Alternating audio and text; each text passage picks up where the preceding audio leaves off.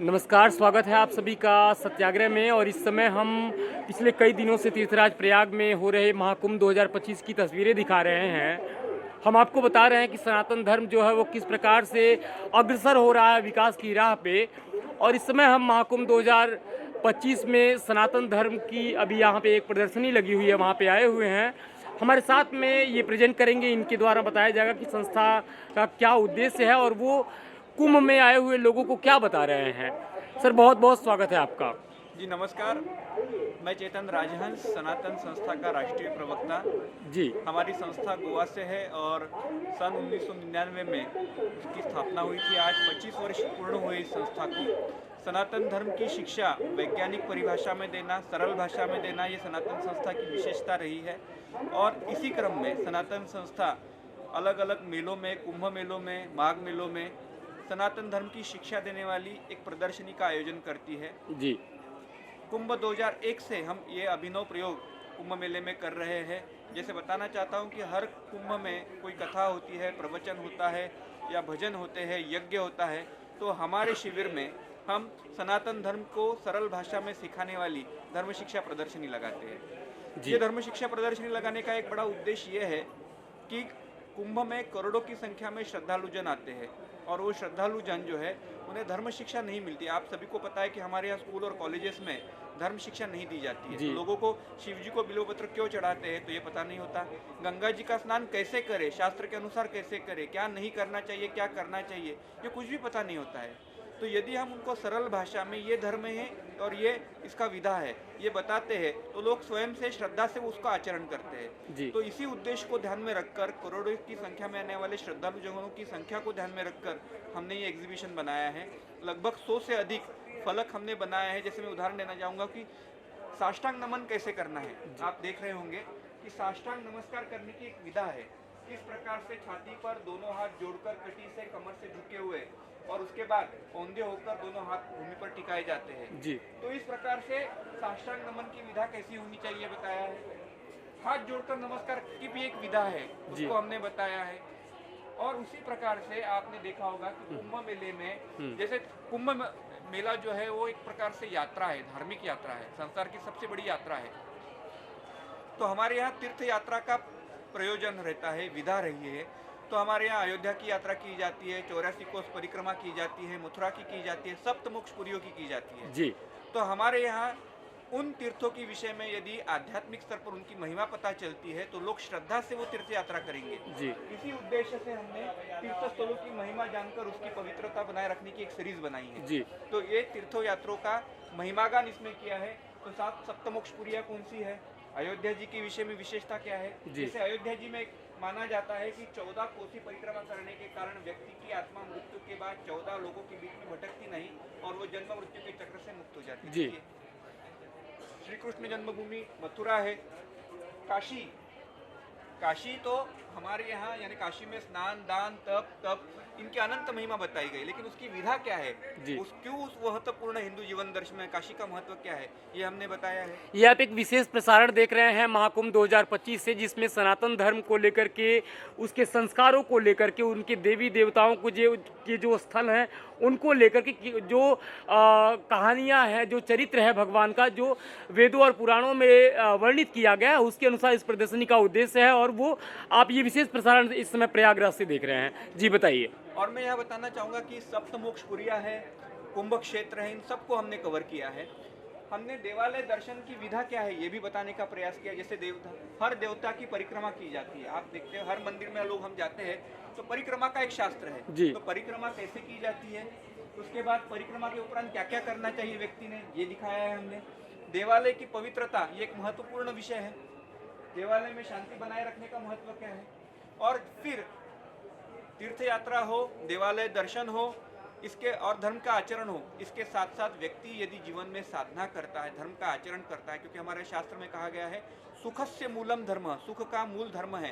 तो हम धर्म को जीवन में उतारते हैं तो हमें सुख की प्राप्ति होती है। और इसी उद्देश्य से हमने थोड़ा सा आप सामान्य आगे भाषा बढ़ते हुए में। चलेंगे, थोड़ा सा दिखाएंगे लोगों को कि इस प्रदर्शनी ये जो है ये लोग देख करके समझ पाए कि किस प्रकार का जो अवेयरनेस है वो लोगों में आवश्यक है। जी, तो इस सरल भाषा में हमने ये सिखाने का प्रयास किया है। तनाव मुक्त जीवन से लेके संस्कार में उपक्रम संस्था के द्वारा चलाए जाते हैं जी और ये एक महत्वपूर्ण सीरीज हमने इसमें शुरू की है। जी। विश्व में एक भी हिंदू राष्ट्र नहीं है। देखिए, ईसाई 140 अपने देश है उनके, मुसलमानों के 57 राष्ट्र है और बौद्धों के 10 राष्ट्र है, यहूदियों का अपना एक इजराइल राष्ट्र है, धर्मनिरपेक्ष राष्ट्र विश्व में 15 है, लेकिन हिंदुओं का एक भी राष्ट्र इस पृथ्वी पर नहीं है।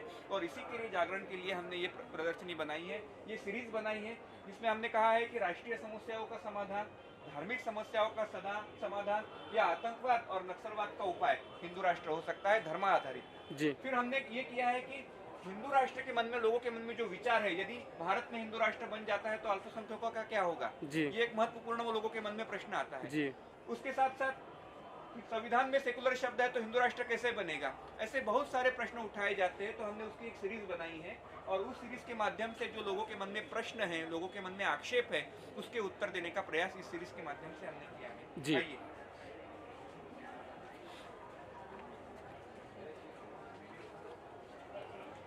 इस सीरीज में हमने, इस सेक्शन में हमने सनातन धर्म से संबंधित जो आचार है, धर्म ग्रंथ है, हमारे यहाँ अलग अलग विधाएं है, जी। संस्कार है, जी जी इन सबको हमने 366 ग्रंथों की प्रदर्शनी लगाई है।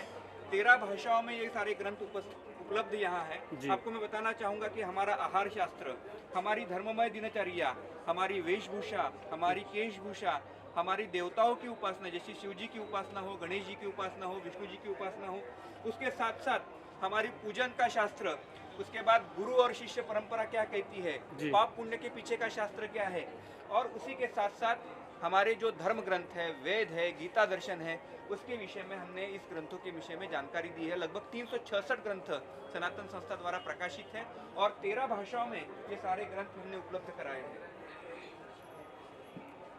बड़ी ही सरलता के साथ आप इनकी बातों को सुन रहे होंगे। बड़ी ही अच्छी और सरल भाषा में ये समझा रहे हैं और ये बड़ा कठिन है। सनातन धर्म में जितने भी वेद और पुराण है वो संस्कृत में और ऐसी सी भाषाओं में है जो एक अभी आम आदमी के लिए पढ़ना आसान नहीं है। और जो भौतिक सभ्यता है वो जैसे जैसे विज्ञान में आगे बढ़ रही है, सनातन धर्म से जो आदमी है, जो संस्कारों से वो धीरे धीरे दूर होता जा रहा है। आप लोगों को कैसा लग रहा है? महाकुंभ में लोग आप लोगों से मिलने के लिए आ रहे हैं, एग्जीबिशन में आ रहे हैं, क्या ओपिनियन है आपका महाकुंभ को लेकर के? देखिए, एक महत्वपूर्ण लोगों का विधान है कि हमने सच्चा कुंभ यहाँ देखा जी क्योंकि हम जिस भावना से यहाँ आए थे तो हमें सब कुछ इस एग्जीबिशन को देखने के बाद धर्म का ज्ञान मिल गया।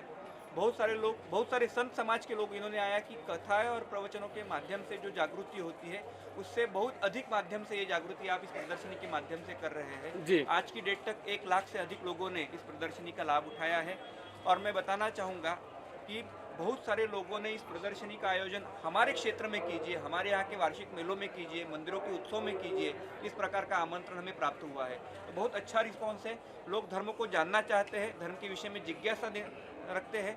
तो हम चाहते हैं कि इस कुंभ के बाद हम भारत के सभी राज्यों में प्रवास करेंगे और ये प्रदर्शनी का आयोजन करेंगे। आप थोड़ा सा अपने एग्जीबिशन के बारे में, अपनी संस्था के बारे में लोगों को जरूर बताएं कि लोग उससे जुड़ पाए सीधे तौर पे इंटरनेट पे जा करके। जी, सनातन संस्था ये गोवा से स्थापित हुई थी 1999 में और आज भारत के 17 राज्यों में हम कार्य कर रहे हैं।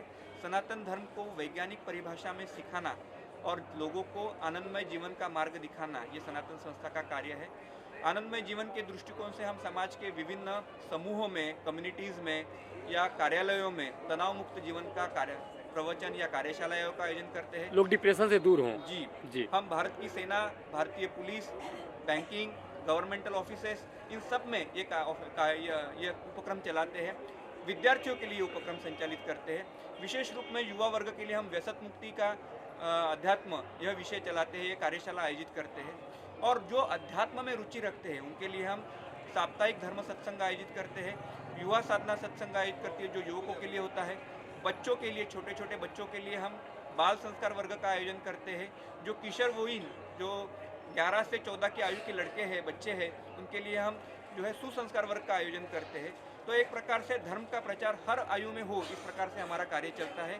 और सबसे महत्वपूर्ण है कि ज्ञान शक्ति द्वारा, यानी धर्म की जो ज्ञान शक्ति है वो लोगों तक पहुँचे, इसलिए हम ग्रंथ और ये एग्जीबिशन इसके माध्यम से पूरे भारत में जो है व्यापक प्रचार कार्य करते हैं। बहुत बहुत धन्यवाद आपका सर, धन्यवाद। नमस्कार, एक मिनट।